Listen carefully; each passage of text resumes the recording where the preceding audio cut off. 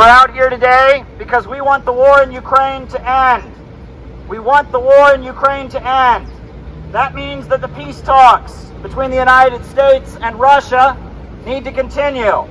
Alaska and the peace summit was just the beginning. It's time to end the war in Ukraine. We're out here saying that Russia is not our enemy and that it would be in America's interest to have money for jobs and schools and health care, not spending billions and billions of dollars on weapons in Ukraine. We support peace talks and Ukraine war. We support peace talks and Ukraine war. Build the peace bridge. Build the peace bridge. Build the peace bridge. Build the peace bridge. Build the peace bridge. Build the peace bridge. Build the peace bridge. Build the peace bridge. We need to build the peace bridge from Alaska to Russia. Imagine all the thousands of jobs we could create building a bridge to Russia to connect to the rising economy in the East, BRICS and the Shanghai cooperation. Imagine all the development we could be having in these countries, in Canada and Alaska and America. We could have beautiful bridges and clean, safe subways instead of the ones that are falling apart. Imagine an economy where we have jobs and schools and health care for everyone. Imagine a peace bridge where we are not connected to NATO, but we're connected to BRICS, which is half the world's economy. And we're connected to the Shanghai cooperation. China has high-speed rail all across the country. And we get, what, a 10-mile light rail in 10 years? That's a ripoff! Build the peace bridge! Build the peace bridge! Build the peace bridge! Build the peace bridge! We support peace talks and Ukraine war. We support peace talks and Ukraine war. Build the peace bridge. Build the peace bridge. Hey, CPI is out here in Portland. We're here to support the peace talks with Russia. We're here to also support prosecution of war criminals like John Bolton, and if possible James Comey and any other war criminals who are responsible for the Russiagate hoax. These war criminals must think Americans are really stupid, because this was one of the dumbest war narratives they've ever come up with. Not one email, not one phone call, not one text message was shown to that Trump was colluding with Russia in any way. And yet they peddled it for years and did everything they could to sabotage peace at every turn. Whether it was Russiagate, whether it was John Bolton saying that we would basically assassinate the leader of North Korea at a time when Trump was trying to make peace. These war criminals need to know that Americans support peace, and we support the prosecution of war criminals. Hello, why are you out here today? We are here because we support the arrest of James Comey and hopefully anyone else who lied to help get us into World War III. We want an immediate end to this conflict. Please, President Trump, sign a peace deal with Russia, sign a peace deal with the Palestinian authorities like you're trying to help, because if World War III would be the last war because it would have the capacity for a nuclear holocaust. Thank you. Here's CPI. We're at the University of Southern California, and we got our signs here. So you can see we support peace talks and, of course, the peace bridge. And we're here across the street from the entrance of what's called University Village, USC Village. A lot of student traffic here going back and forth to the campus over on this side. And, of course, a lot of traffic coming by on the street. So a lot of people are seeing our images today here in LA. The developments taking place between the Russian people and the United States right now are positive. America first should not mean Ukraine first. America first should not mean Israel first. We're here to say money for jobs and schools, not the war in Ukraine. We support the peace talks. We support the peace talks that happened in Alaska, and we need to continue the peace process. What started the negotiations, they need to happen. Donald Trump won the election promising peace. Where is that peace? We need to see that peace. Let's end the Ukraine war. No Russian ever hurt me. No Russian has ever harmed this country. Our enemies are the big bankers on Wall Street who are pushing us into new wars. We support the peace talks in Ukraine, and we want to end the Ukraine war. Russia is not our enemy. We want to support the peace negotiations. Trump promised he would end the war in Ukraine, and we want him to fulfill his promise. End the Ukraine war. Peace treaty now. Peace treaty now. Peace treaty now. Peace treaty now. Peace treaty now. Peace treaty now. Peace treaty now. End the Ukraine war. Russia is not our enemy. Stop spending money on weapons and bombs for Ukraine and start building jobs and schools and education and healthcare right here in America. It's time that we end this war in Ukraine. It's doing nothing for the American people. Killing Russians in Ukraine doesn't benefit America one iota, not one bit. We need to end the war in Ukraine, continue the peace talks. Peace treaty now, end the Ukraine war.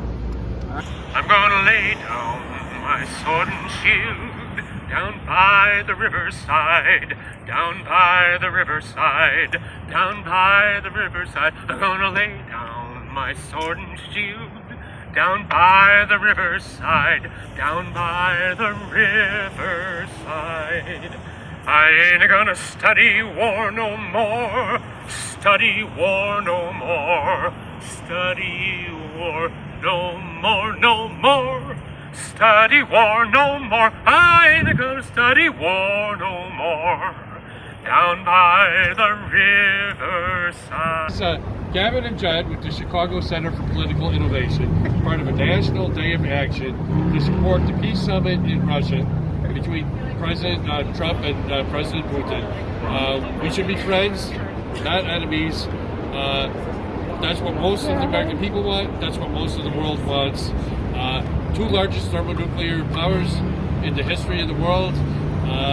It's very dangerous if our presidents are not talking to each other. So we're here to support that summit and to thank Tulsi Gabbard for making it possible, because she exposed that Russiagate was a complete and total deliberate lie by the intelligence agencies. And that's what gave Putin and Trump the freedom to meet. And we need to make sure they follow through on that and bring the world peace instead of thermonuclear war. When it comes to foreign policy, diplomacy is always the answer, and war never is. Thank you for your time.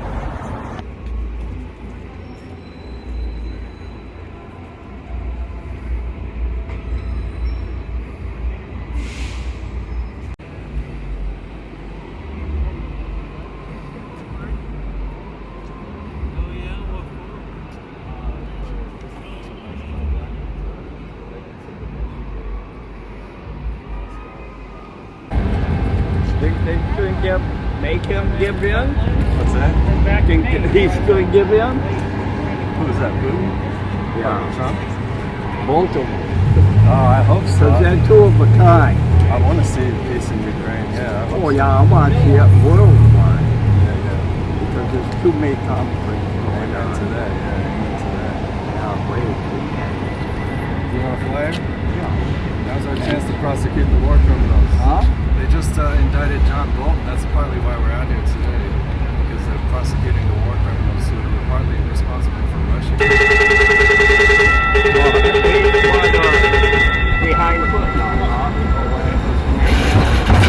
Oh, he's behind him. He's like a backer. I say, like a backer, you know, it's backer in the war. Yeah, all wars are bankers' wars, right? Yeah, it's all about money. Yeah, They don't care about the world, guys. Exactly. Yeah, and that's why they try and dress up the Ukraine war as like about human rights or something, but really it comes down No, to it's all about power. It's just a power struggle. And the innocent people getting hurt. Well, it's the same way in Israel. Yeah. I mean, what's this world coming to? Alright, take it easy, man. Yeah. a good day.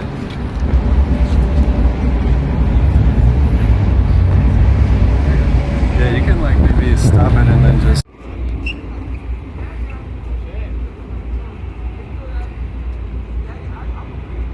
MTA, we got the broken system of the subways. Have you seen the grime, the gutter, the rats, the uncleanliness? I mean, we're under such pressure. I mean, it truly is hard. It's a bad sight, and the quality of living, the quality of life is bad in our New York City. There's so much we can learn from Russia, from the Moscow, from other cities, other model cities in the world. We should, President Trump, the message is really for the President Trump to reinvest, bring back the money home, stop the war in Ukraine, end the genocide in Gaza, stop the war in Ukraine. We support the peace talks and Ukraine war. I'd like to say that there are a lot of people on the so-called left who want us to believe that the prosecution of James Comey and other nefarious elements within the FBI, the neocons, the foreign policy establishment within the United States that are constantly pushing for war. They want us to believe that somehow supporting those people is a progressive act. That the same group that prosecuted the Black Panther Party, the same group that brutally destroyed the black liberation struggle in this country is somehow a progressive force that is now fighting for our rights. We say that it is an astoundingly amazing development that James Comey, who has committed crimes against the American people, against the people of the world, pushing for war when he knew for a fact that it was a lie. This was revealed by Tulsi Gabbard, heroically pushing back against the neocons within the Trump administration. That the foreign policy establishment, the FBI and others, are not good, and they're pushing for many horrible things. This nation, instead of for us to be able to fulfill our mission right now in this very era of human history. And that's why we are praying for your presence, the presence of your very spirit right here as we are talking about peace. And the Bible says that blessed are peacemakers because they will be called the children of God. So as we are standing here as your children, as peacemakers, we are inviting you in our midst so that your spirit can guide each and every one of us, and all those who hear this message, it can come with your spirit of healing, your spirit of forgiveness, your spirit of greatness. Thank you once again, and we pray for really the spirit and the good angels to be dwelling in this place and to cover America and to make America the greatest nation and to be able to stand up to fulfill our mission. Thank you. I pray in the name of Jesus Christ, the one who really came as the peace king. Thank you and amen. And we say that not only should James Comey be indicted, not only should he be indicted, but he should be the first of many indictments within the FBI, within the foreign policy establishment, the neoconservatives and others that are constantly pushing for the American people to go fight and die in foreign wars so they can cling to their system where Wall Street and the bankers in New York City and in London can keep themselves rich while the rest of the American people stay poor. We say no more to that. And with a clear mission in mind, I mean, the clear photo we have in display is obvious. The fact is that a couple months ago, our President Trump, he had Alaska summit with President Putin of Russia with the aim of peace and finally ending the war in Ukraine. That is yet to come. That peace is yet to come. The ending of the wars is so essential, is so important, and as the Reverend Dacier, who is who just spoke, has clearly outlined, which is that it's so important, for blessed are the peacemakers, indeed. And as a Muslim myself, I also believe in Jesus, especially Jesus as being the Messiah who's going to come to establish the peace, because it's important. Blessed are the peacemakers. And we have to honor the peace from whomever is trying to make the attempt, whichever leader is trying for peace. You have to give credit. Enough is enough. I mean, we have to give credit for those who want to make peace. We can disagree. We live in a society, in a world where, unfortunately, with people who we disagree with, there's a lot of tension. There's a lot of division. There is so much tension and division between people based on basic beliefs they disagree on. And we all have a right to disagree, but the ultimate reality is that the problem is we're heading towards uncharted territory. And that uncharted territory is a possible nuclear conflict, which can be avoided.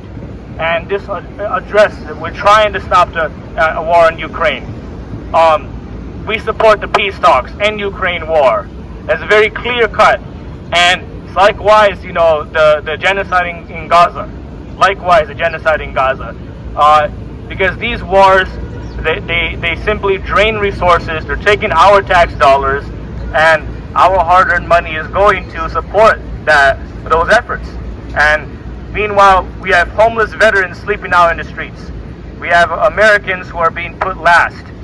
So enough is enough with America last. We need to bring back America first.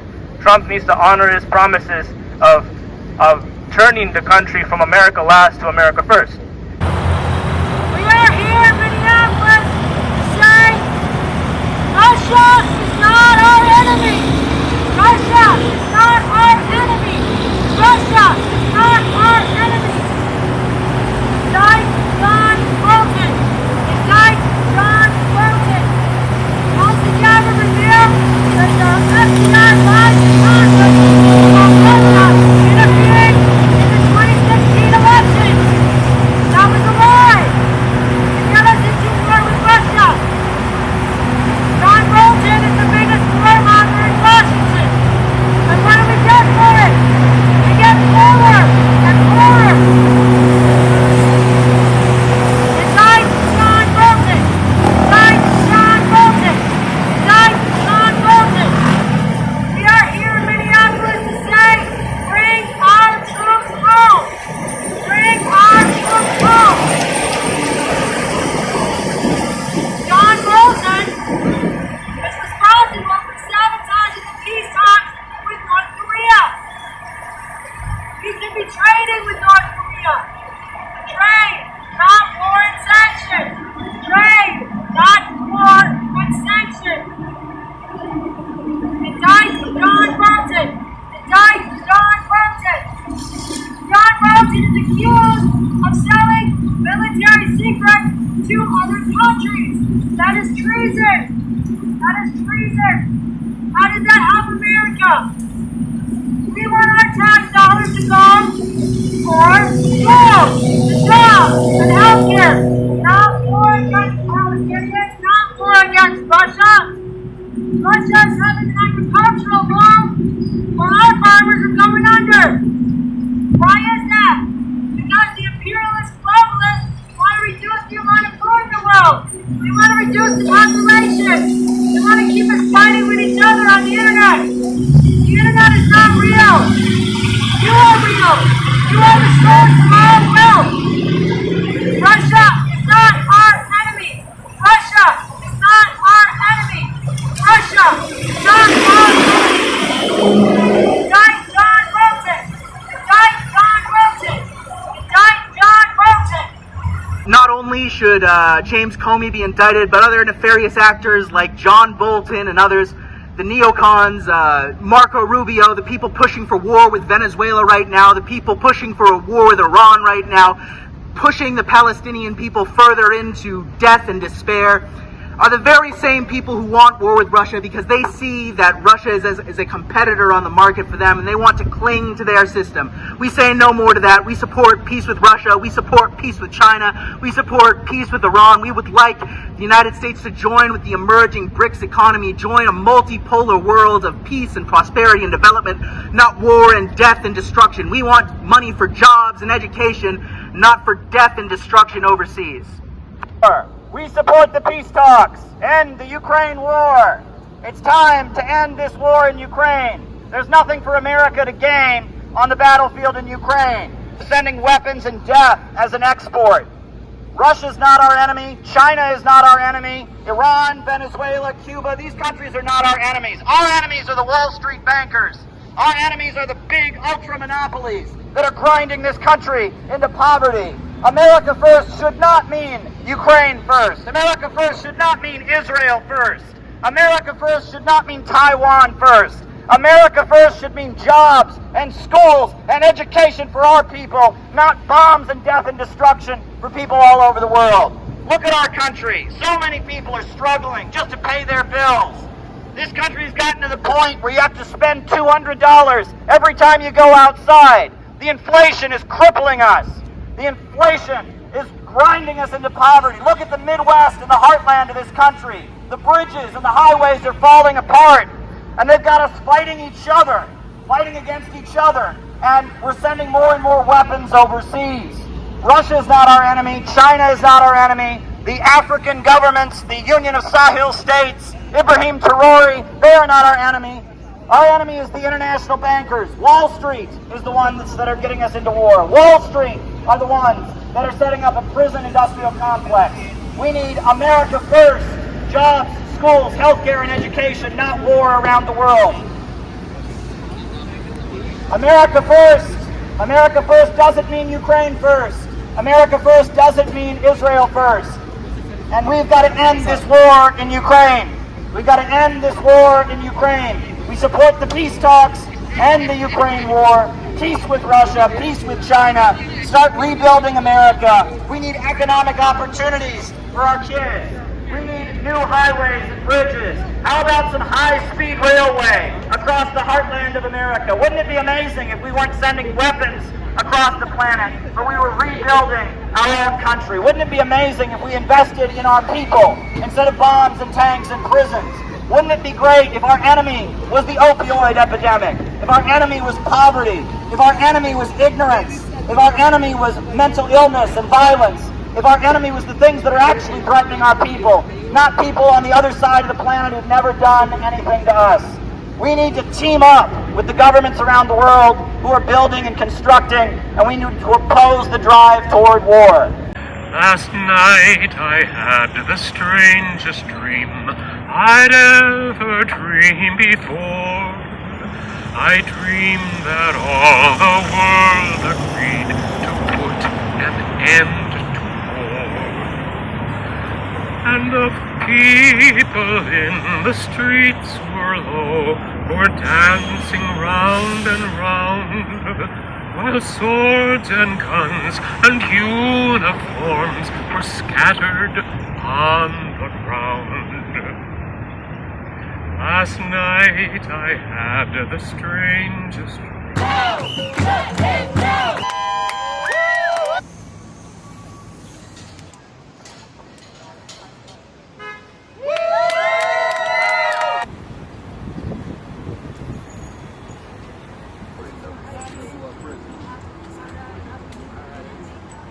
Today, because innocent men and women and children are being murdered in Palestine every day and every hour. Hospitals are being bombed. Imagine that. That's 1 out of every child in your kid's class. That's, maybe 4 out of every person at your friend's wedding. That's 1 person at your family reunion.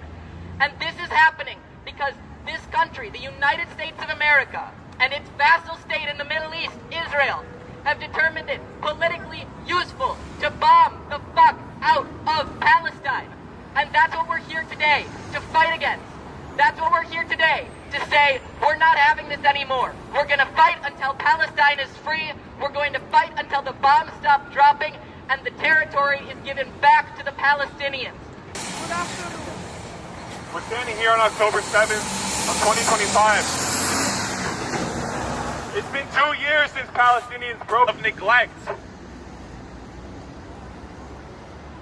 But what that experience is an example of is what every single day people in Gaza have to live with.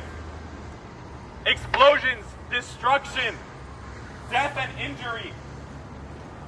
All being done on our dime with our tax money to kill children in Palestine.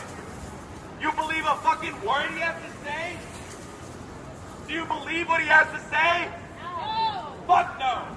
Now, the protesters took a boot, which they covered in blood, and they used it to splatter images of the faces of political leaders in the United States, both the left and the right, who they hold responsible for complicity with Israel and its atrocities. And as they speak, they're blaming an entire system, an economic system of imperialism, for being responsible for the atrocities and the destruction of Gaza, which the U.S. government is facilitating and carrying out along with Israel. Now, the rhetoric of the protesters seems to emphasize calls for overthrowing the system, seems to condemn the American political establishment and call for some kind of uprising.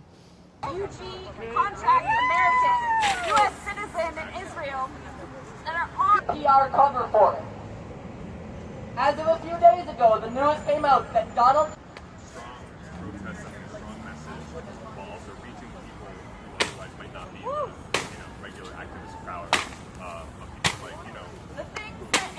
described about his experience in Gaza as a veteran who retired by a so-called foundation distributes is nowhere near enough with only automatic weapons in Gaza as we speak of today, right now, and have been since the 26th of May. They're in the country on tourist. We took the streets and then we gave them back and we went home and got comfortable. And every second that passes, a genocide rages on. The fact is, if Hamas could have freed Palestine alone, then October 7th would have been enough. But we saw when the entire world abandoned them that they can't do it alone. They need us. Everyone here, everyone watching has a choice to make. Are you going to take those risks? Are you going to make...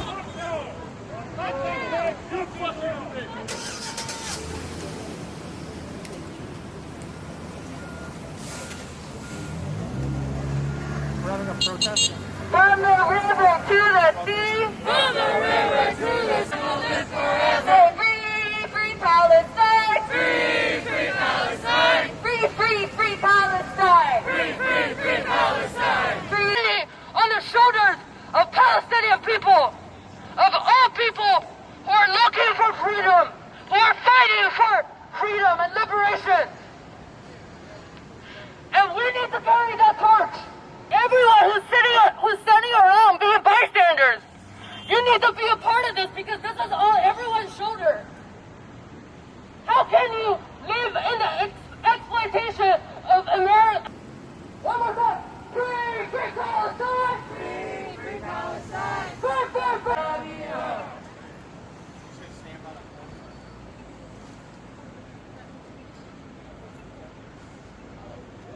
Air prison. An open air prison.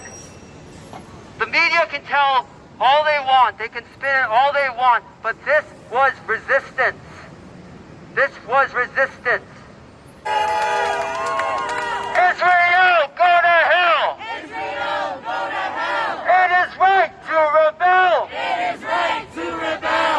Israel, go to hell! Israel, go to hell! America, go to hell! America, go to hell! Number one terrorist! Number one terrorist! So always remember, for this horrific form of treatment, an end to all apartheid, to all genocide, to all oppression for the Palestinians, for the Sudanese, for the Haitians, for the Congolese. As you can see, the protesters have assembled here on 42nd Street. They have gathered. This is October 7th, and they are very close to the Israeli consulate, the Israeli mission to the United Nations.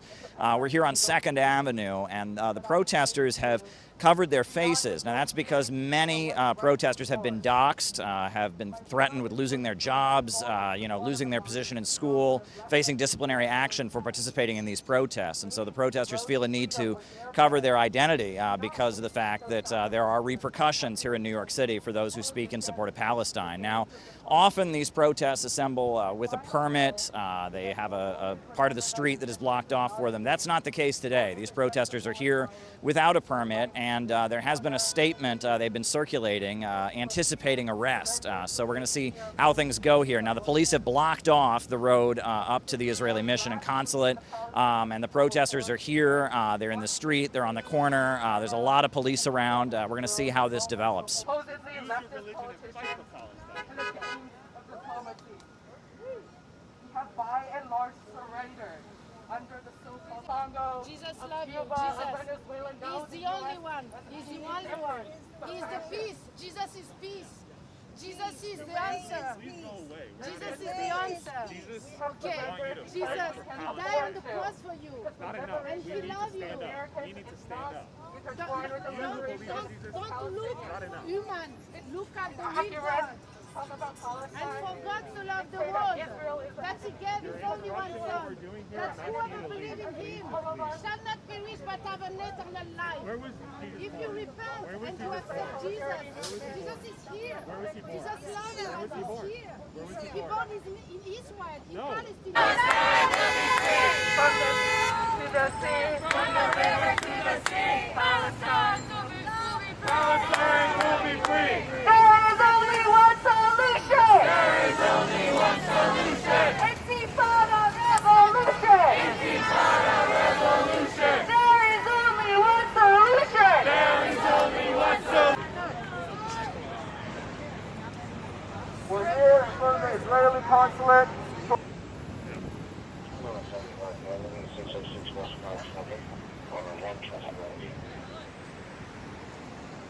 So these people are sick, and they've been starving Gaza and throwing out aid, and these are the conditions that you harass, brutalize, and oppress people every day in New York City. Fuck out of here, bitch. Don't touch her. Don't fucking touch her. Hands off her. Don't fucking touch people, son. Get your hands off. Let go. Before you go. Get your hands off. One more time, let go. Let go of her. Why are you guys doing this? You don't need to do this. Do not obstruct the rest. Stop obstructing. Let go. Hands off. Get your hands off. Get your hands off. Fuck you. You're the one. That took you like 10 minutes to put off. Get on the sidewalk. Yo, don't twist his arm. Don't twist his fucking arm. So caught up in the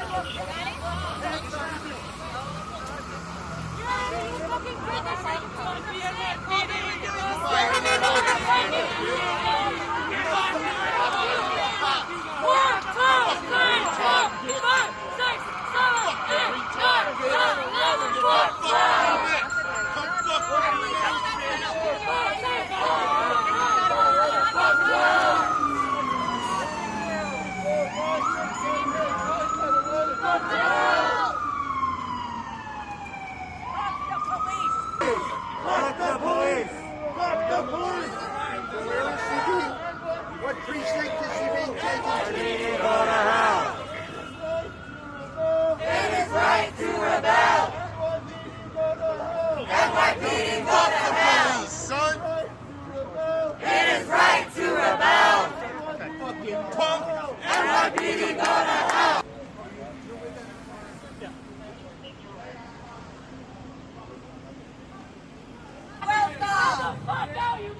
Nazi sympathizers!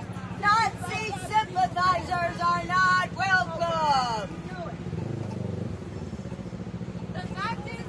All right, now at this point, the protesters have seen 2 arrests. 2 people were pulled out of the crowd. There was kind of a push and pull scuffle between the protesters and the police. 2 protesters were taken away. Not clear why they were arrested, so we're waiting for more information on that. Now, the protesters seem to indicate they plan to burn a U.S. flag, so we'll see what happens next. On for 2 years now.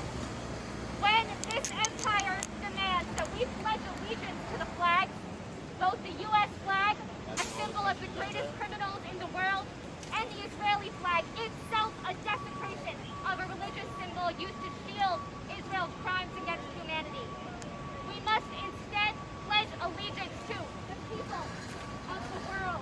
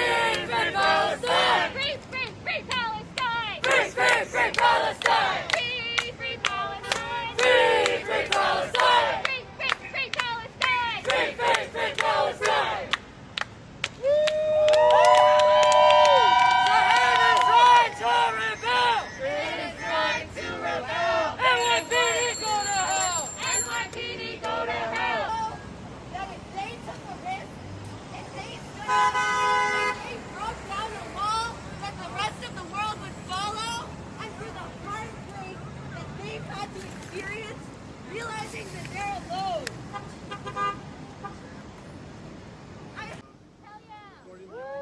Now, we've already seen 2 protesters arrested. They did just burn an Israeli and American flag here on the street of the city, doused them with oil, lit them on fire. Small crowd of people here, but quite angry situation, quite a lot of pent-up emotions being released here, a lot of anger, and you know, the crowd here is small, but there's a huge police presence, I must say.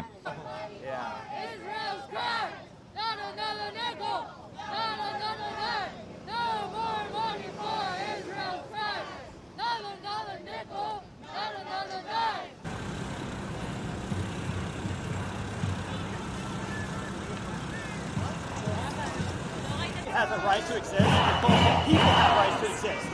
States don't. No, of course not. That's why there's a big dispute. Shut it down! Shut it down! Shut it down! Shut it down! Shut it down!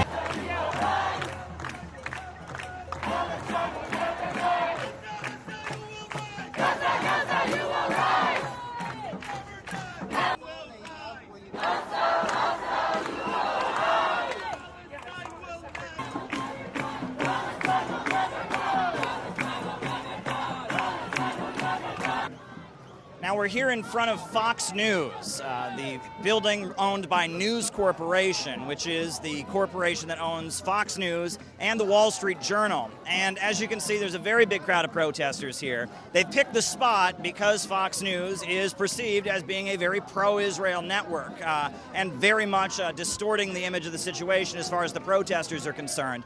Now, there's a big placard at the front of the rally that says it didn't start on October 7th, and that seems to be a consistent theme among the protesters today, that the events of October 7th, 2 years ago, they're not what spurned the conflict. They view the root as being the occupation of Gaza, the oppression of the Palestinians, and they argue that the lamenting of October 7th events is covering up the real nature of the conflict. A neighborhood in Gaza dies. Not be every time we alive. Neighborhood in Gaza dies. Every time we alive. Neighborhood in Gaza dies. Every time we alive. Neighborhood in Gaza dies. Every time we alive. Neighborhood in Gaza dies. Every time we alive. Neighborhood in Gaza dies. Every time we alive.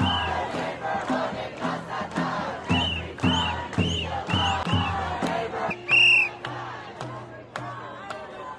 That says, a placard says it didn't start October 7th. Can you explain that?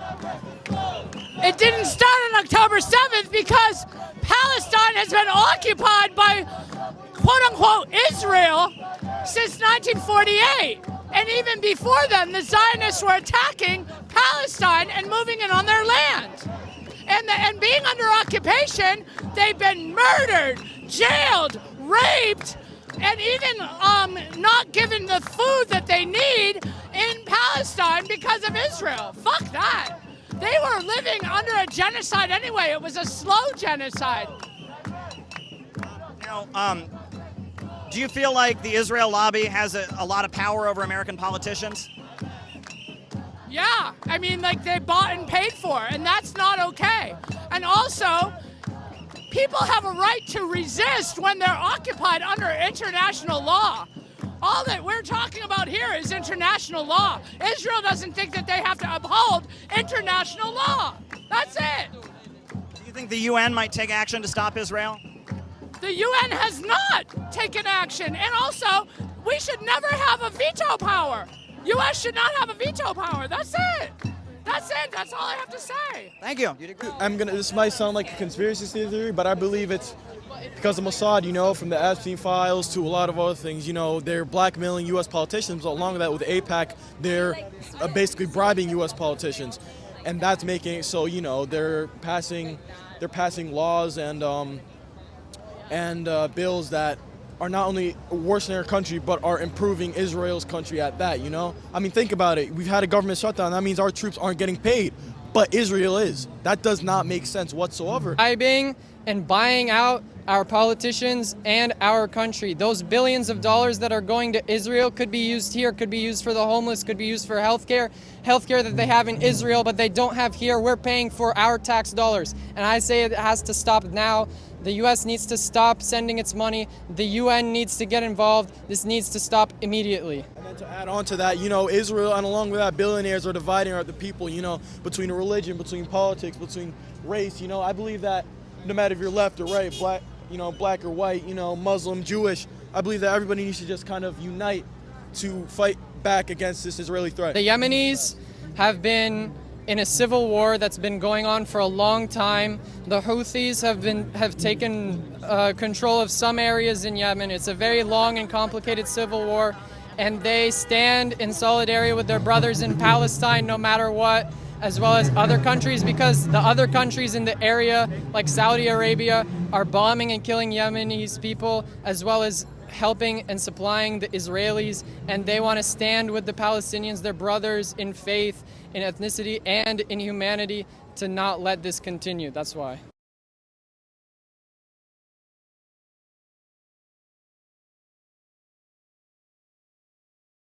But what Israel is doing is they're actively attacking aid groups and UN, you know, contingencies. They're, you know, stopping any aid to Palestine and essentially making the situation much worse than it already was. And I believe that the United States, along with the surrounding Islamic countries, should not only assist but directly, you know, mingle in assisting the Palestinians. Yes, the UN needs to stop. The only country right now that's doing whatever it wants is Israel. The only country that's getting money and support from other countries while doing a genocide and killing citizens from other nations like the US and kidnapping people, flotilla workers, etc., is Israel, and the world goes silent. This needs to stop immediately. People need to urge their governments. The governments need to stop this aiding, and we need to stop this influence that is only dragging us down. They're dragging us down, and they're using us. Okay, one last question. You know, this crowd is mostly left, but there's actually a number of people on the right, like Thomas Massey, Marjorie Taylor Greene, Candace Owens, that are criticizing Israel. What do you think about that? I mean, exactly. You know, Israel has been, you know, has pertained to evils like so much recently that it doesn't matter what you believe in, you know, whether you're on the left, you know, or whether you're on the right, you know. Israel is affecting every American citizen negatively, and I believe that, you know, no matter what you believe in, you know, no matter how far right you are, no matter how far left you are, we can all, like, essentially agree on one thing, and it's that Israel is an issue and we need to deal with it. Yeah, I don't think it's about right or left. When it comes to genocide and oppression, it's not about right or left. I don't consider myself right or left. I'm a Muslim. That's all I ascribe to. It's not about politics when it comes to innocent kids dying and starving every day. And your countries, whether it's right or left, the Democratic Party and the Republican Party is bought out by the same people. And we need to stop this. They're both called left and right wing for a reason. They're two wings on the same bird, you know? It's, yeah.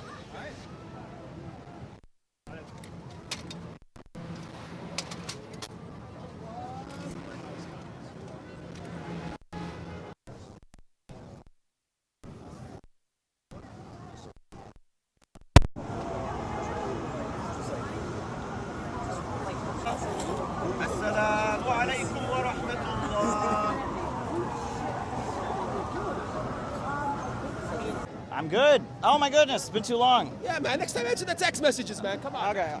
Just waiting to get into the gala. Here we are at the Bolshoi Theatre.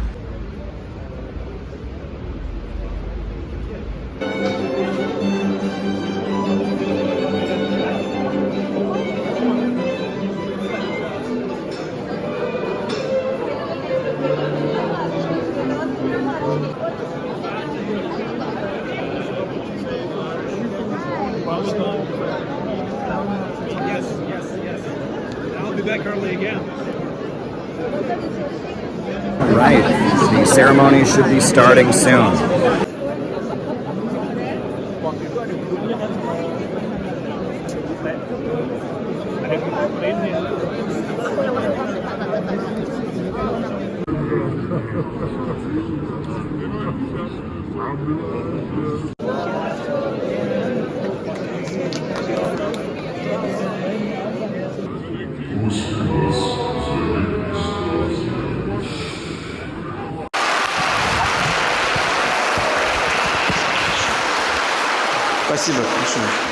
Thank you.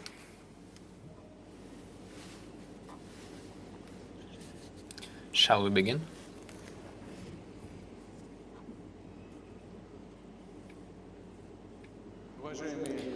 Distinguished ladies and gentlemen, colleagues, friends, I am very glad to greet you here in this wonderful hall of the Bolshoi Theatre to celebrate the 20th anniversary of Russia Today channel. Today, I congratulate from my whole heart all those who worked and continue to work on the channel, and of course, Margarita Simonyan, your leader, the one and only editor-in-chief. Dear Margarita, we all know, and your team definitely knows, how hard it is for you now and what a turbulent period you and your family are going through. But in your work, you have always expressed courage, boldness, and I am confident that you will cope with it now too.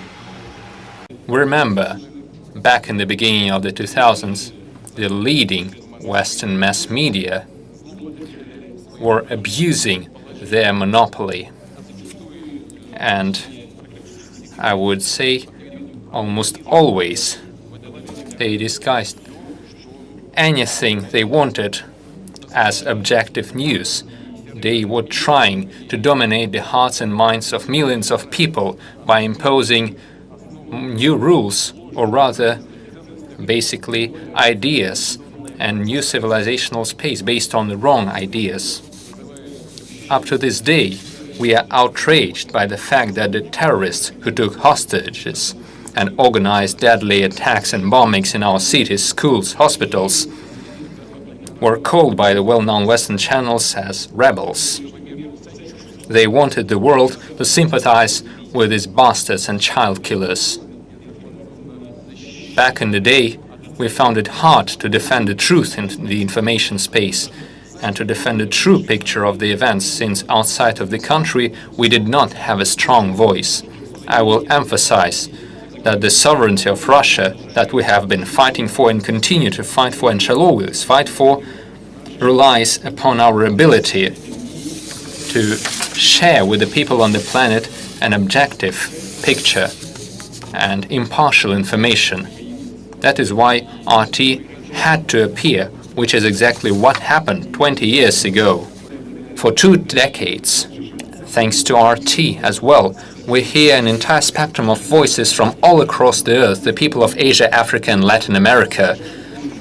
Thanks to you, can speak freely without seeking approval from the former colonial powers and authorities. It is important that RT channel provides its platform for journalists, scientists, experts from all over the world, and most importantly, people of different views, convictions, nationalities, regardless of bans, technical obstacles, continue watching RT, reading your social media, and even the representatives of the Western elites admit that the audience of Russia Today is bigger than that of their own domestic TV channels. Only over the last year, the overall number of views of the channel's projects on social media reached almost 24 billion views. The overall audience of RT TV channels on the cable television platforms is almost 1 billion viewers.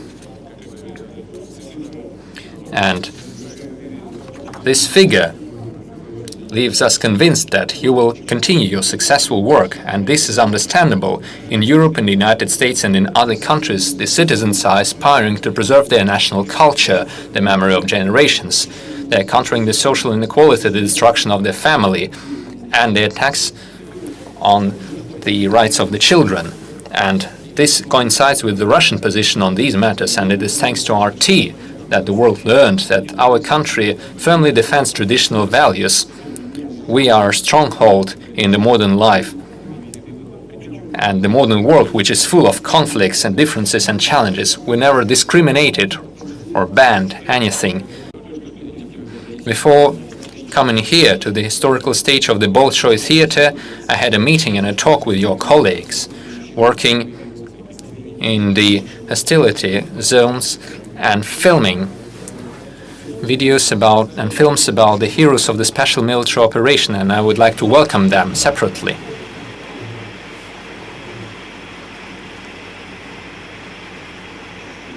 Thank you. If I knew how to blush, I would have been as red as an apple. You mentioned Mr. Correa. He's here with us today, and our colleagues, our friends from every continent, from a great number of countries are here. They came here to congratulate us, including those, I believe their ancestors would be proud of them. For example, we have descendants of de Gaulle, of Bismarck, and we have MPs of European Parliament. I don't know what they will do to them when they go back to their countries, but they are here, and I would like to say thanks to all of them. Thank you very much. I wish you continue your development, finding new formats and new topics in a tense fight for the minds and the hearts of the people. And to succeed in this fight, you need to continue using your secret, strategic, highly precise intercontinental weapons. The truth. We just heard a great speech from the Russian president. Now there's going to be a ballet performance. Very exciting.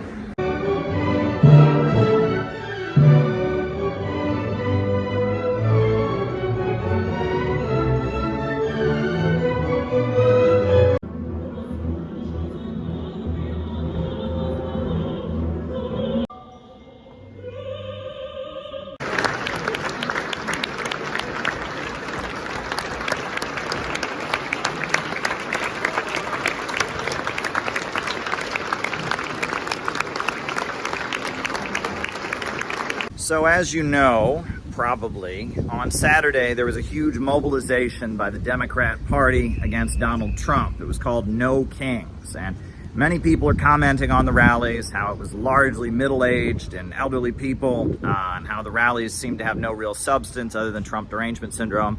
Well, we at the Center for Political Innovation, we decided to crash these rallies, to say, hands off Venezuela. If you want to protest Trump, you should be protesting the fact that he's threatening a new war right here in our hemisphere against Venezuela.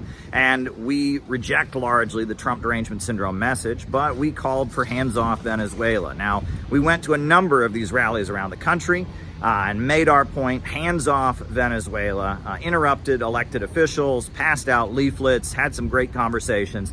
Here is a summary of our intervention at the No Kings rallies, October 18th. Hands off Venezuela. Keep our money here for jobs and education in America. Instead of No Kings, we should be having a rally, No Wars. Maybe the one in the Middle East ended, maybe it didn't. Hopefully the one in Ukraine is about to end, but we need not to start one in Venezuela. No new Vietnam in this hemisphere. Stop the war against Maduro. Venezuela isn't pushing drugs, the CIA is. Stop Mark Rubio and the neocons from conning Trump into a new war in Venezuela. Hands off Venezuela. I don't want our children to go to war. I don't want anybody's child to go to war. We can't afford any more war. We need hands off Venezuela. Hands off Venezuela. No war. And we gotta apply pressure where it's needed, like the neocons.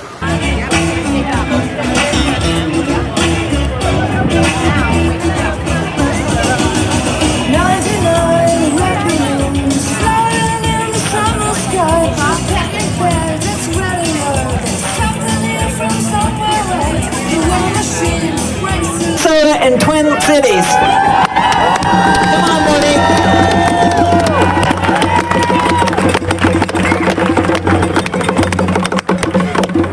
Hands off Venezuela! Hands off Minnesota! Look at you giving yourselves a hand. This is glorious. Hands off And I say, no kings. You say no Trump. No kings. No kings.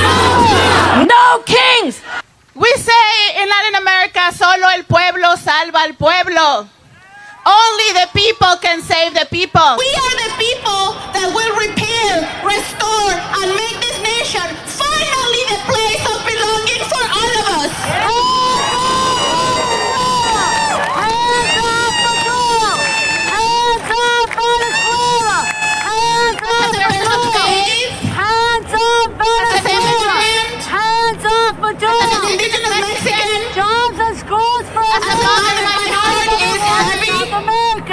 As we witness the pain and the violence brought upon our families, Bring our troops home. kidnapping of immigrants and citizens alike, Indigenous people, bring our troops home.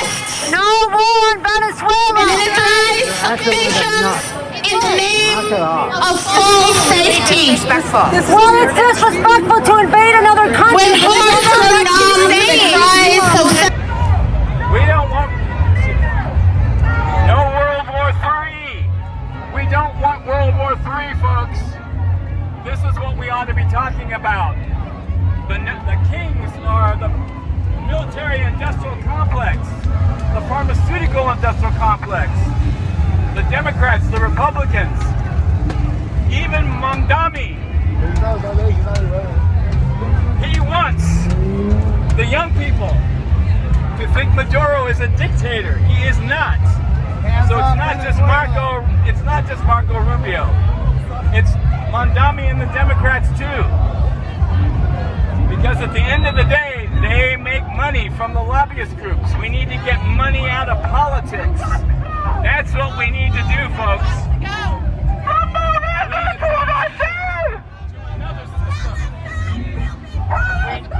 We don't need to be creating another war with Venezuela.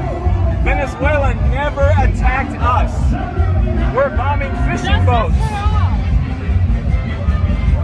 Hands off Venezuela. Peace now.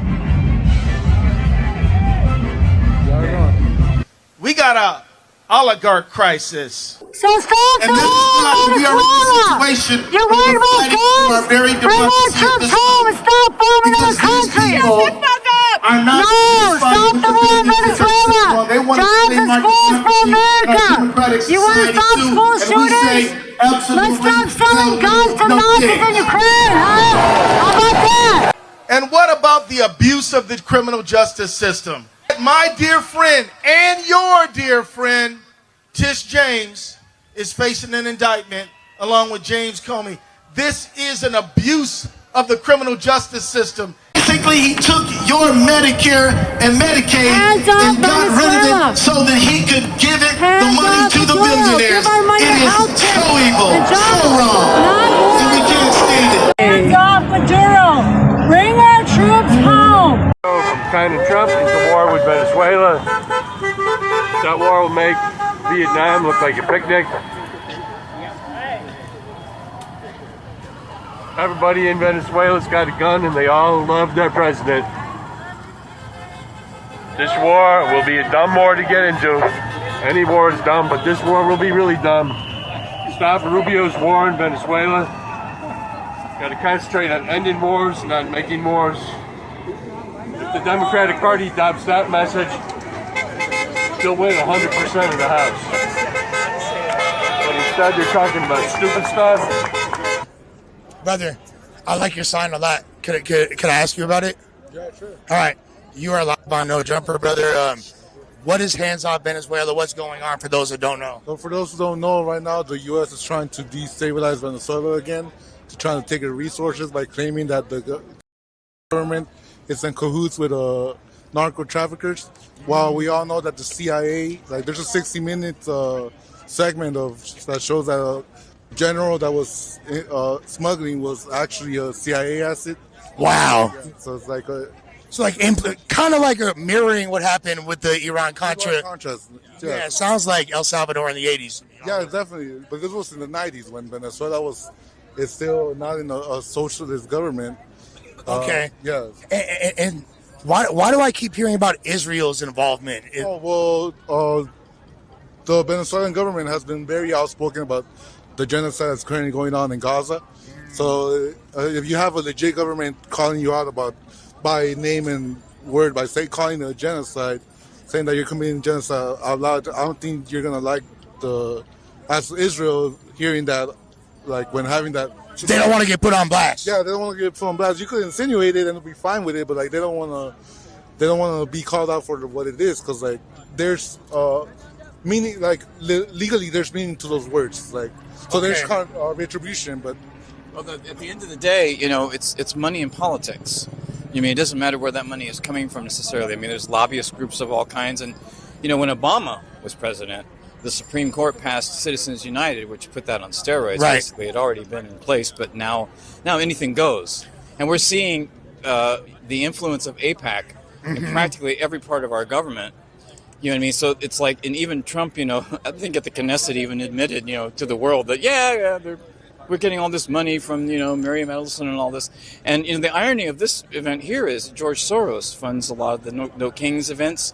And he's technically, by principle, you could say he's a king. Yeah, There's a lot of literally, money like, and he is that the influences- richest dude in the world, kind of?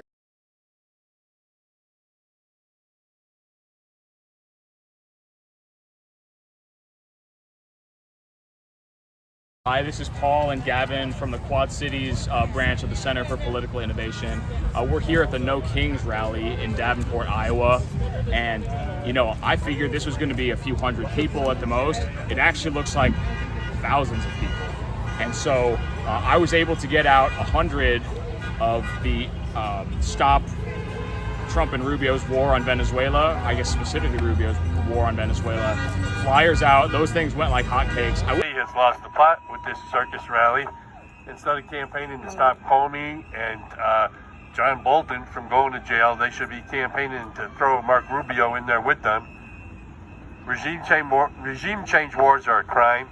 All war is a crime. Peace is the future. The summit coming up in Bucharest is the future, but a new war with Venezuela will sabotage it, and that's what Mark Rubio is pushing. Mark Rubio is the new John Bolton, and Mark Rubio needs to join John Bolton in prison. Don't defend Bolton, don't defend Comey, don't defend Clapper, don't defend Hillary, don't defend these warmongers. Oppose all wars. If you want the Democrats back in power, you have to oppose the wars. That's what people voted for, is an end to the wars.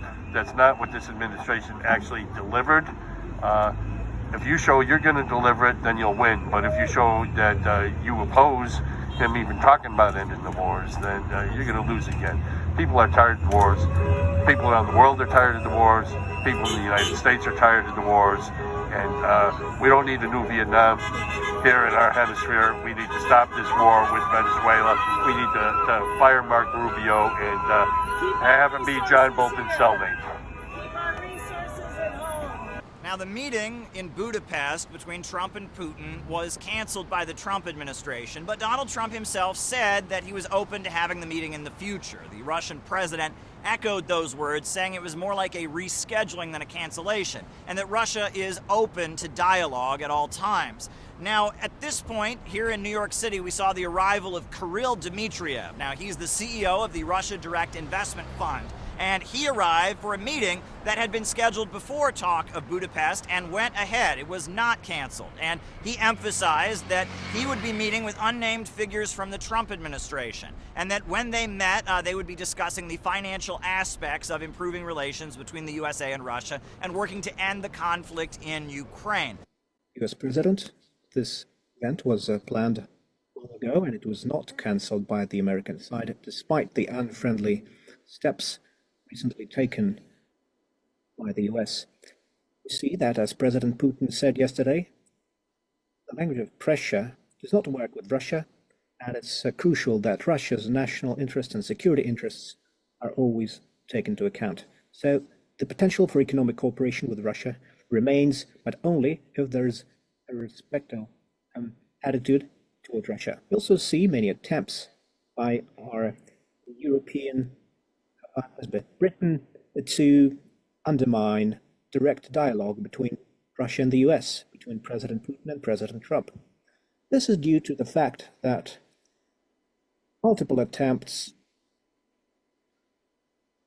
at resolving the Ukrainian conflict were undermined by Britain and by the EU, as when Boris Johnson, having received £1 million from his sponsors, this encouraged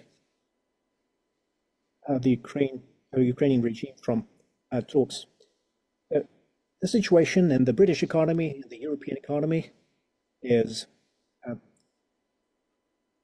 very unfavorable, and it's important for them to create an image of Russia as an enemy. So we will continue our dialogue with the United States, clearly stating Russia's position, which is that Russia's national interests must be respected, that sanctions and unfriendly measures will have no impact on the Russian economy. They will only lead to growing prices at United States gas stations, because the prices are already going up. So the false Biden narratives that are now being imposed on the Trump administration's practices will not hold, and we have said many times that Biden's administration's approaches have failed and will fail in the future. It is also very important that it is Ukraine who is making this talked situation lag. They're not willing to resolve the outstanding issues, and sadly, it is Ukraine that is undermining the necessary dialogue, and it's doing so at the request of British and European actors who want the conflict to continue.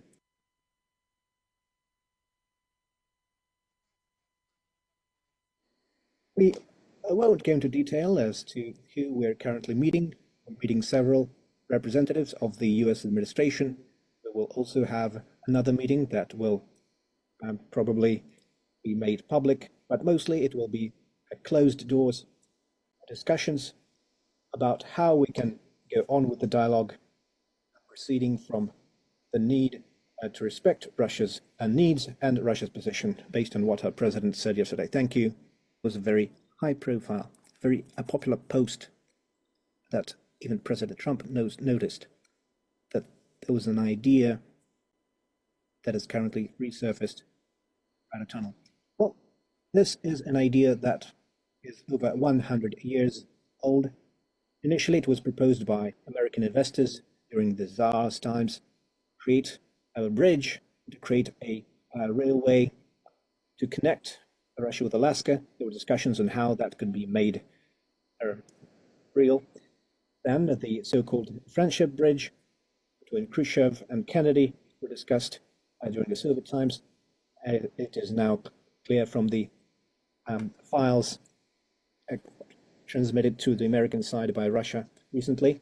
And as we have new technologies, and especially those that Elon Musk has at his disposal, I think this infrastructure project could potentially reshape geopolitics and create a unique connection between Eurasia and the American continent. We have studied it for a long time. There are also some developments by the Russian railways, and of course we will keep you updated. But such projects, such major projects, can only be implemented if there is a respect for Russia's needs and interests, and otherwise we're of course focused on countries of the global south, countries who view Russia as a true partner. Those would be a priority. Thank you. Kirill Dmitriev emphasized that the new sanctions slapped onto Russia are going to hurt the American people. They'll be paying for it with higher gas prices as a result of the energy sector of Russia being slapped with new sanctions, and that this is not the spirit of improving relations. Now, he emphasized that it appears that the British and people working with the British are trying to hold up talks. The British are putting pressure on Ukraine, and Ukraine is therefore making things difficult with the United States and Russia and their negotiations on behalf of the British, that it is the British and their allies that are seeming to try and undermine these negotiations. Now, he also commented on the idea of connecting the United States with Russia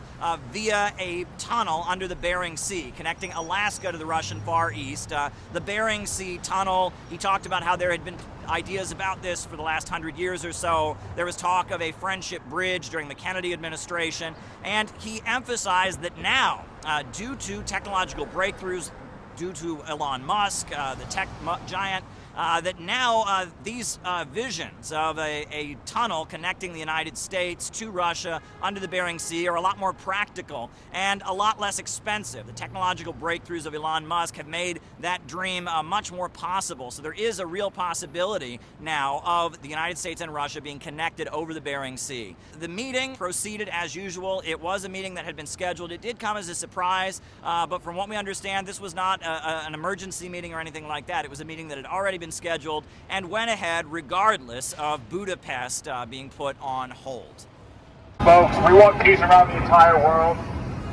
Russia and China are doing heroic things right now, lifting people out of poverty. They're not the enemies, folks. I'm a dad. My kid's 14, and I just wanted to really express to President Trump and President Putin my appreciation for the effort they've made so far. It's really my hope that we can really find a true path to peace. My great-grandparents came from Russia. My father studied Russian language, but he married a woman from Poland, Polish ancestry. There is no one country that is better than every other country. We need to have the kind of give and take that comes from cooperation. Since the independence days in the 1960s, Russia has really stood up, you know, by the side of African countries for their freedom. And Russia has always been a great support to African countries. It's all connected, folks. It is all connected. Right now, Kirill Dmitriev, an important Russian official, is in this city, and he is meeting with members of the Trump administration. And what is he meeting with them about? He is talking about building a tunnel under the Bering Sea and how it's now economically feasible. It used to be too expensive, but thanks to Elon Musk and artificial intelligence, it's now a lot more cost-effective to build this tunnel beneath the Bering Sea and connect America to Russia. This is a very, very exciting moment. And even though the meeting in Budapest was canceled, the meeting here in New York City went ahead. And Kirill Dmitriev arrived on his airplane this morning, and these peace talks are happening. We need to be out there saying we want war to end. We want war to end. End the Ukraine war. Negotiate with Russia. Peace with Russia. Russia is not our enemy. Russia is not our enemy. Russia is not our enemy. Russia is not our enemy.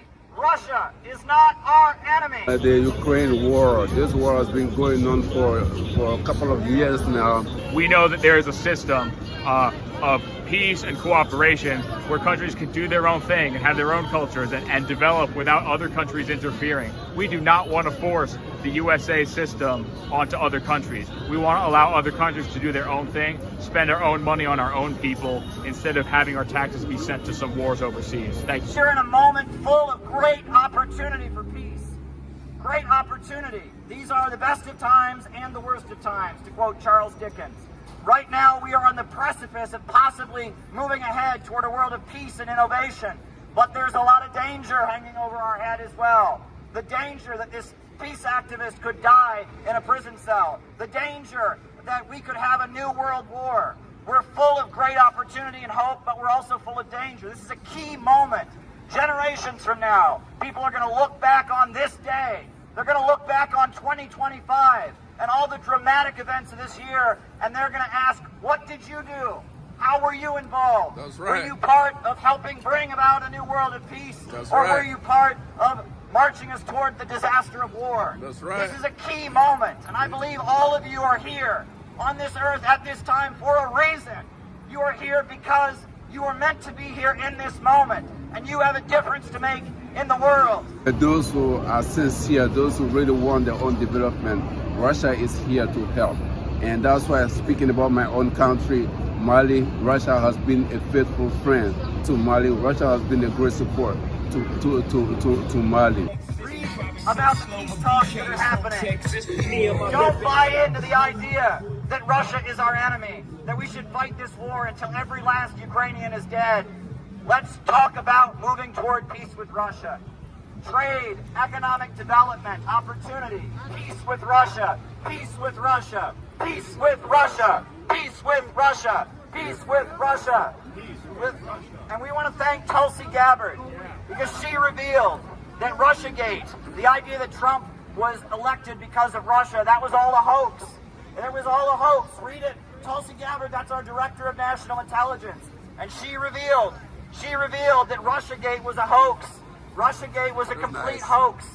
And now there's a possibility for having peace with Russia.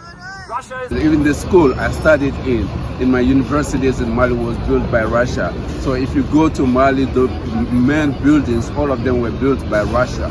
And that's something we're not talking about. Right now, Mali has gone over like about 10 years or so in civil war, religious war. And Mali was banned to have access to gun or to equip themselves. And how can you ban a country who's really in war to prevent the country from having access to weapons and stuff? But Russia has stood up to really help Mali. And right now, Mali is really winning over all the rebels who are really fighting every day. So this is really what Russia has been doing. Of course, we may qualify Russia whatever we want, but what we feel concretely, what Africa knows about Russia is really what is being fought right now there. I envision a lot of great collaboration. I've known Russians. I'm half Ukrainian myself. I think Russia's an integral member of the global community. Has a lot of they've contributed tremendously to European and world culture. And I'd really love to see them around and be our friends one day, and hopefully we can avoid all this. But the innocent people, women, children are being killed every day by thousands and thousands. So we are really speaking, on behalf of peace and ultimately on behalf of God. Helping Burkina Faso and Mali and Niger to develop. Former French colonies that were kept in poverty are now aligned with Russia, and they're having a farming boom. That's you right. should read about what the great African leader Ibrahim Traore is doing, right? There's a whole world of peace outside of this Western system. You look at the BRICS world, so much development is happening, so much growth. We could get some of that wealth here in America. We have opportunity. We could benefit from the economic development that is taking place in the Eastern world right now. Instead of going to war with it and cutting ourselves off from it, we could connect ourselves to it. And that's the exciting opportunity presented by the peace talks. That's right. The Bible says that blessed are the peacemakers because they are called the children of God. So we are really speaking on behalf of those innocent children. We really want this war to stop right now.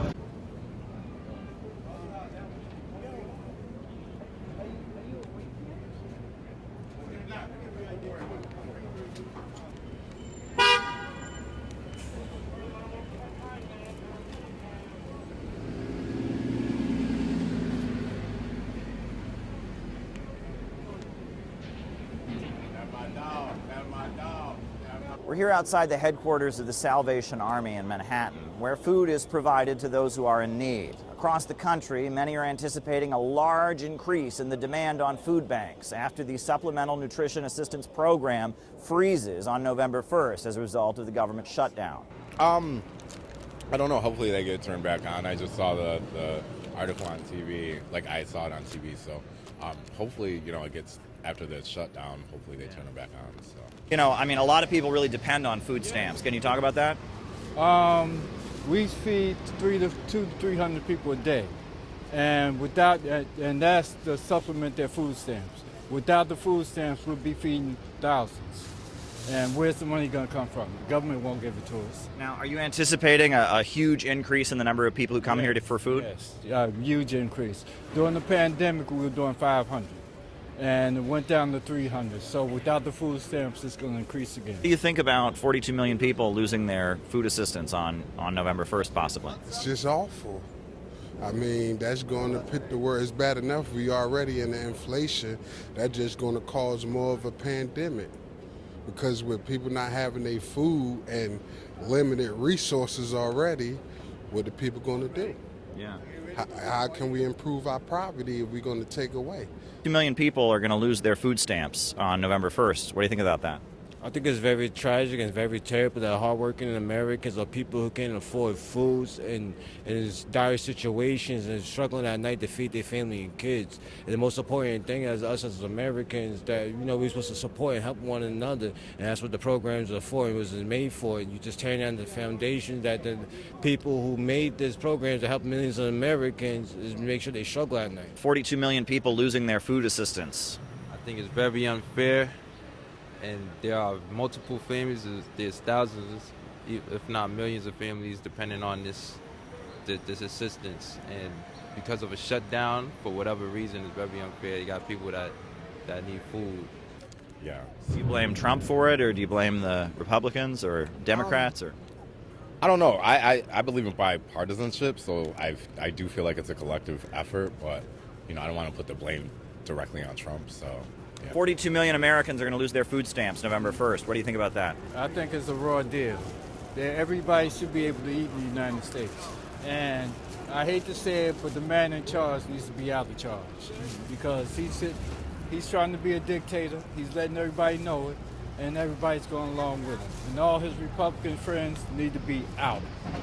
Every last one. That's all I have to say. A lot of people really rely on the food assistance. Yeah, exactly. It feeds family. It helps.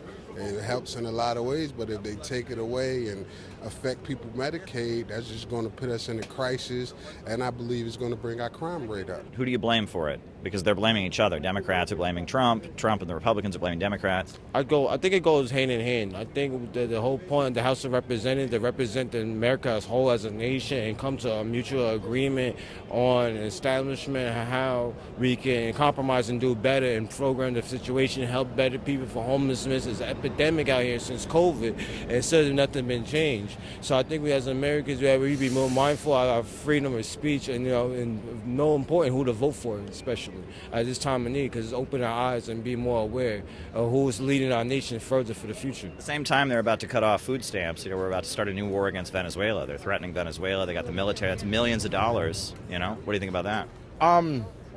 Well, I think we need to do what we need to do to protect our country. So, then I'm by America's side. So, okay. Yeah. We're threatening a new war against Venezuela, right? That's going to cost millions of dollars. What do you think of that? What I think about that, the man needs to be out of the office in peace and in jail where he's supposed to be. That's what needs to happen. Now, some people are saying, well, it's the Democrats' fault. They won't sign. The Democrat. Who's running the government? The Republicans. They have the final say. So how's it's the Democrats' fault and the Republicans run everything? Well, they're saying that it's the deal won't be made. That Congress is deadlocked and they won't. They could still open the government. They could still open it up, even though a deal's not made. They could come to an agreement, open the government, and let Americans be Americans. Who do you blame for it? When it comes to that, see, people say ask who to blame, and you get some people say, I blame the government, I blame the president. You got to remember, we vote. So we got to be mindful and careful of who we vote for and know what laws and legislations that we're voting for. You see me, a lot of people say the government, but we the voters. Well, the Republicans are blaming the Democrats. They say they won't sign a deal. Democrats are blaming Trump, and the Republicans, Exactly. It's just a back and forth, big man, little man. So, do you blame the Republicans, the Democrats? Who do you blame for it? I don't know too much about politics, but I would say both parties. Okay. And 1 in 8 Americans gets food assistance, so that's a lot of people are going to be impacted. Yes, a lot of people, and they have no options. For some people, this is the only option for them. So, but with that being said, it's very unfair. They need to fix this problem immediately. Yeah, they're expecting a lot of lines at food banks and places like that when the food stamp gets shut off. Maybe they can lower the employment rate. What do you mean? Get people back to work. Yeah. So the other thing is, right now, at the same time, they're about to, cut off all this assistance because of the government shutdown. It looks like we're on the brink of starting a new war against Venezuela. They got the military out there. Millions and millions of dollars is being spent on building up the military off the coast of Venezuela. What do you think of that? It's just crazy. We focusing on war at this day, time, and age when really we should be focusing on self and building up. We say his plan was, let's make America great again. But we can't make our own great if we study meddling in other people's affairs. I mean, no, I'm not against no third world countries and everything like that. My heart goes out to those people over there and stuff like that. But, I mean, hey, we got our own crises and crimes and things to deal with here, too. Anything else you want to say? America just need to do better as a whole, and our government need to sit back and take more time and think about home base before we worry about allies or trying to jump into someone else's affairs and trying to build an ally. I think we got enough already. And the government's about shut down, right, and that we're about to have food stamps be cut off and all of that. They're building up a new war against Venezuela. They're spending millions of dollars to build, all the warships, and they're threatening Venezuela. What do you think of that? I think it's a way that the American people is draft for war, and he's using them to actually invade other countries and dictate. It's the same thing that happened in 9/11, and they say we need war, or they terrorists, or they immigrants, and those false propaganda to people to justify their actions and what they need to take. So it had to be resources, oil, or something important in that area that America really needs, and they just wanted to take and use war as an excuse to make themselves look good, Well, I mean, it seems like they're not going to have money for Americans to eat, but they have got money to start a new war. That's been like that since America been started, so we can't change how that always look, but we as a people can change who's going to lead on forward or who's going to change them laws, because this is ridiculous. You got people at home and can barely get afford rent or at home for a whole month, but you can spend all these millions of dollars on war, but not for a shelter or places that people can be and be safe at night. And at the same time that, we're about to see the food stamps program get cut off, the U.S. is spending millions of dollars to build up its military and threaten Venezuela, possibly have a new war. What sense does that make?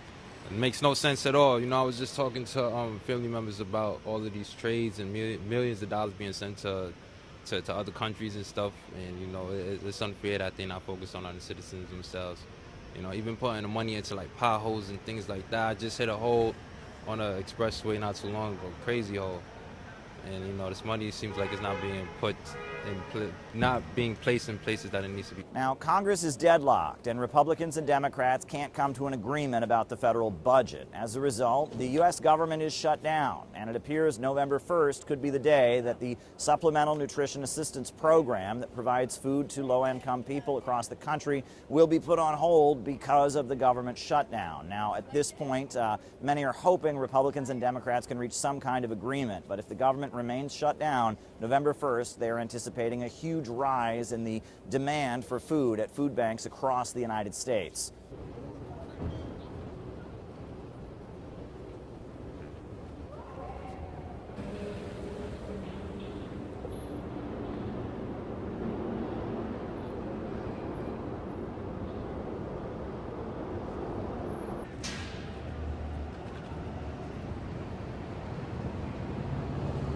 The Salvation Army was holding its annual convention in a great auditorium in the city of London, England.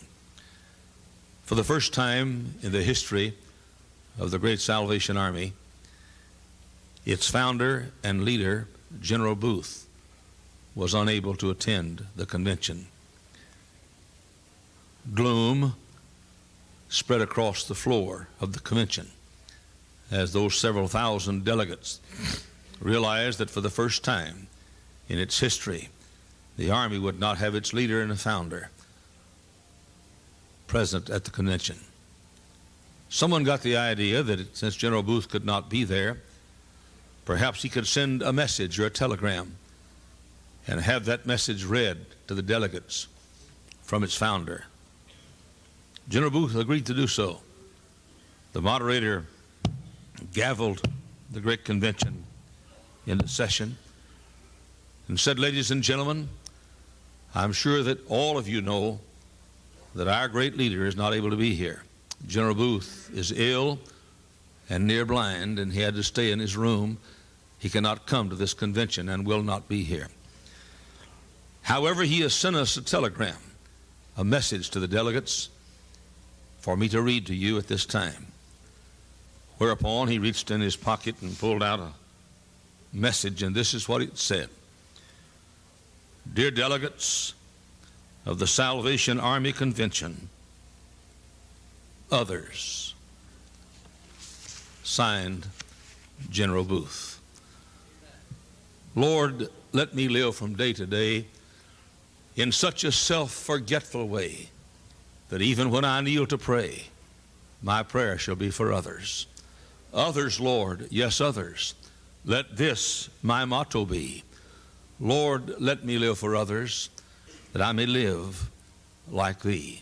We're talking about Russiagate, about all that. Let's talk about that. Yeah, about the Biden administration and Obama and everybody. Yeah, this big lie that Trump and Russia were. Okay. Yeah. I'm ready. Yeah. So, what do you think?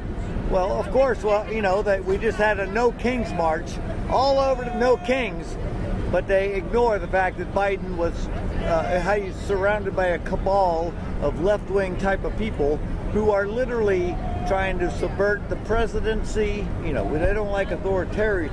Yeah, but they're doing that.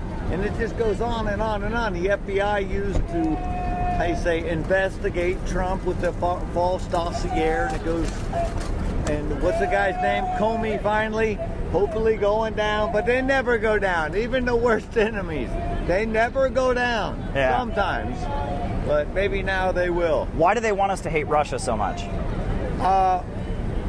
Who's they, first off? Well, the people who don't like Trump. Well, they're all communists, right? And Okay. That's why. Because they're communists. They want to pretend that they're communists. They're all communists. They're on the same team. Okay. All right. Thank you. Thank you. Thank you, Naked Cowboy. You're a New York City legend. Thank you. Great to meet you. Thank you. Thank you. Nice to meet you. All right. Topic anywhere, anytime. If it's over your head, just bring me down. Will do. Will do. You're the Naked Cowboy, famous. I'm the naked cowboy. I'm keeping the rip on you. I'm the naked cowboy. You gotta do what you gotta do. All right. How are you? Thank you.